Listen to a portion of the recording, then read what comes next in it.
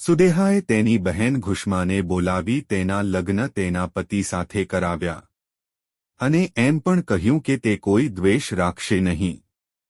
જ્યારે સમય આવ્યો ત્યારે ઘુષ્માને એક પુત્રનો જન્મ થયો અને તેના લગ્ન થયા. જો કે સુધર્મા અને ઘુષ્મા બંને સુદેહાનું ખૂબ ધ્યાન રાખતા હતા. તેમ છતાં તેના મનમાં ઈર્ષ્યાની ભાવના એટલી હદે વિકસિત થઈ ગઈ કે એક દિવસ તેણીએ તે પુત્રની હત્યા કરી અને તેને નજીકના તળાવમાં ફેંકી દીધો.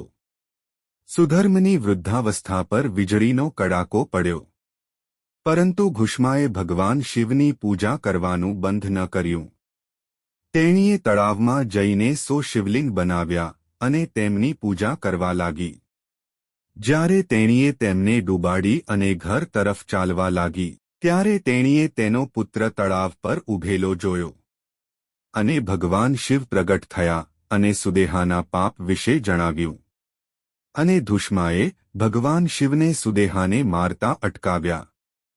તેઓએ ભગવાન શિવને પ્રાર્થના કરી કે જો તેઓ તેની સાથે ખુશ છે તો તે અહીં જ રહે. ભગવાન શિવે તેમની પ્રાર્થના સ્વીકારી અને ઘુષ્મેશ્વર નામથી ત્યાં સ્થાયી થયા. વિશ્વેશ્વર મહાદેવ. પ્રાચીન કાળમાં નિર્ગુણમાંથી સૌપ્રથમ સગુણ શિવનું રૂપ નિર્ગુણ અને ચેતન બ્રહ્માએ ધારણ કર્યું હતું. શિવે પ્રકૃતિ અને પુરુષ, શક્તિ અને શિવ ને સંપૂર્ણ સર્જન માટે તપસ્યા કરવાનો આદેશ આપ્યો. જ્યારે તેમણે સારી જગ્યા વિશે પૂછ્યું ત્યારે શિવે તેમની પ્રેરણાથી વૈભવથી ભરપૂર પંચક્રોશી નામનું શહેર બનાવ્યું. ત્યાં ભગવાન વિષ્ણુજીએ લાંબા સમય સુધી ભગવાન શિવની પૂજા કરી, જેના કારણે ત્યાં પાણીના અનેક પ્રવાહો દેખાયા હતા. જ્યારે વિષ્ણુજી આ અદ્ભુત દ્રશ્ય જોઈને આશ્ચર્યચકિત થઈ ગયા ત્યારે તેમના કાનમાંથી એક રત્ન પડ્યું, જેના કારણે તે જગ્યાનું નામ મણિકર્ણિકા તીર્થ પડ્યું. ભગવાન શિવે પોતાના ત્રિશૂળ પર મણિકર્ણિકાના 5 કોસ સુધીના તમામ જળને પકડી રાખ્યા હતા અને વિષ્ણુજી તેમની પત્ની સાથે તેમાં સૂઈ ગયા હતા. પછી ભગવાન શિવની અનુમતિથી આ બ્રહ્માંડની રચના થઈ. શિવે પંચક્રોશી શહેરને બીજા બધાથી અલગ રાખ્યું અને પોતાના જ્યોતિર્લિંગની સ્થાપના પોતે કરી.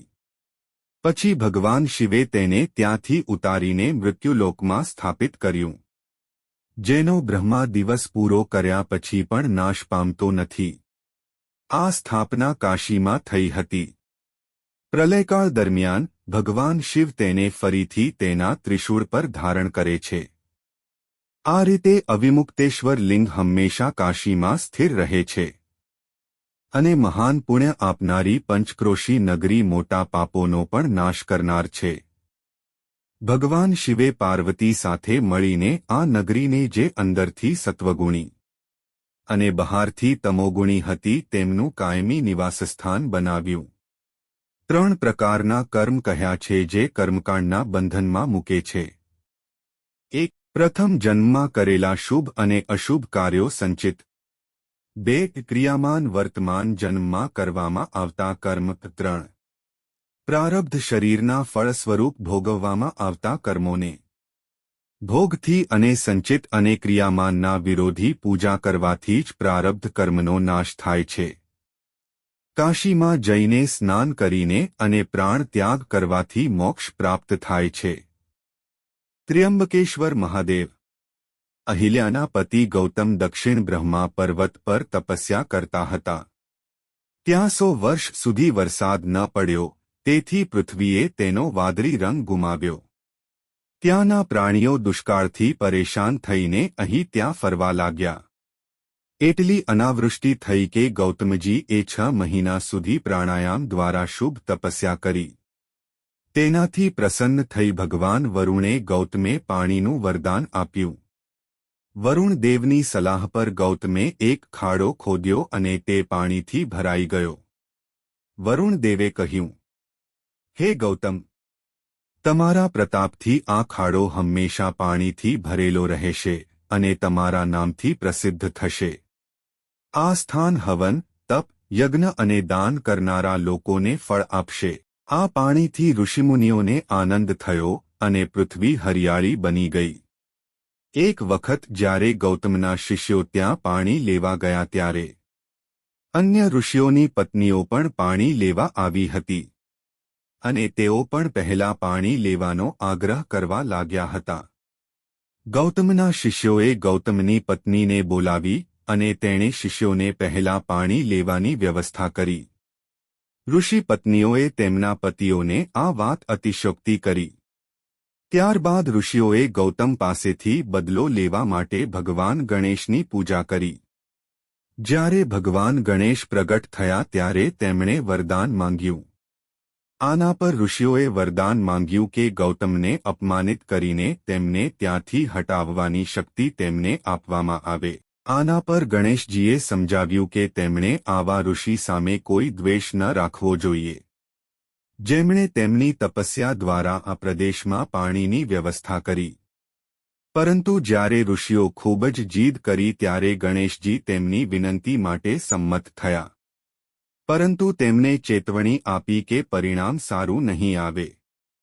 થોડા દિવસો પછી ગૌતમજી ત્યાં ગયા ત્યારે તેમણે એક પાતળી ગાય જોઈ અને તેને દૂર કરવા માટે તેના પર પાતળી લાકડી મારતા જ તેણીનું ત્યાં જ મૃત્યુ થયું હતું. ઋષિઓએ ગૌતમને ગૌહત્યાના પાપ માટે દોષી ઠેરવી તેનું અપમાન કર્યું અને તેને ત્યાંથી ચાલ્યા જવા કહ્યું. ગૌતમ ઉદાસ થઈને ત્યાંથી ચાલ્યા ગયા. ગૌહત્યાના પાપમાંથી મુક્તિ મેળવવા માટે ગૌતમ ઋષિએ તપસ્યા કરી, ગંગામાં સ્નાન કર્યું અને લાખો પાર્થિવ લિંગો બનાવીને ભગવાન શિવની પૂજા કરી.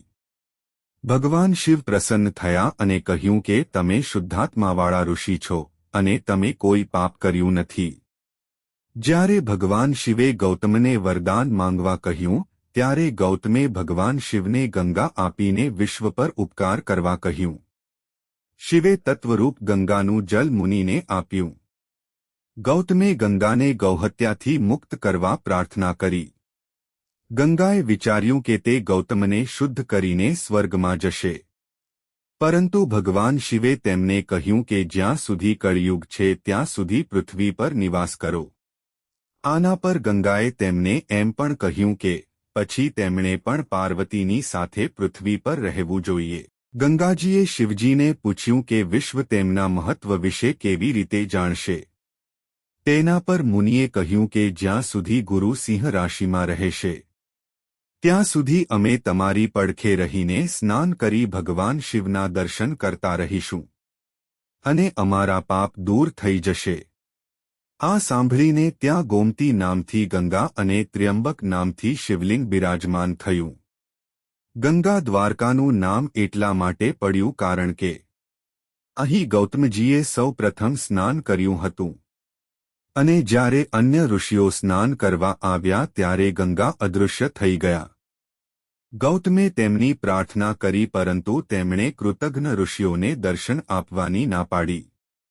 જ્યારે ગૌતમે ફરીથી પ્રાર્થના કરી ત્યારે તેમણે કહ્યું કે તે આ પર્વતની 100 વાર પરિક્રમા કર્યા પછી જ દર્શન આપશે. ઋષિઓએ તેમ કર્યું અને ગૌતમજીની માફી પણ માંગી. પ્રાચીન કથાઓમાં એવું પણ વર્ણન કરવામાં આવ્યું છે કે ગૌતમે તે ઋષિઓને શ્રાપ આપ્યો હતો અને તેઓ કાંચીપુરીમાં રહેવા લાગે અને હવે તેઓ શિવના ભક્ત ન રહે. તેમના બાળકો પણ શિવ ભક્તિથી વંચિત થઈ જાય અને તેઓ રાક્ષસો જેવું વર્તન કરવા લાગે. પણ પછી ગંગાજી તે સ્થળ પર આવી અને તેમાં સ્નાન કર્યા પછી તેઓ સ્વસ્થ થઈ ગયા. આગામી કથા સાંભળવા માટે ભાગ 39 જોવો. જો તમને આ વિડિયો પસંદ આવ્યો હોય તો વિડિયોને લાઇક કરો અને ચેનલને સબસ્ક્રાઇબ કરો.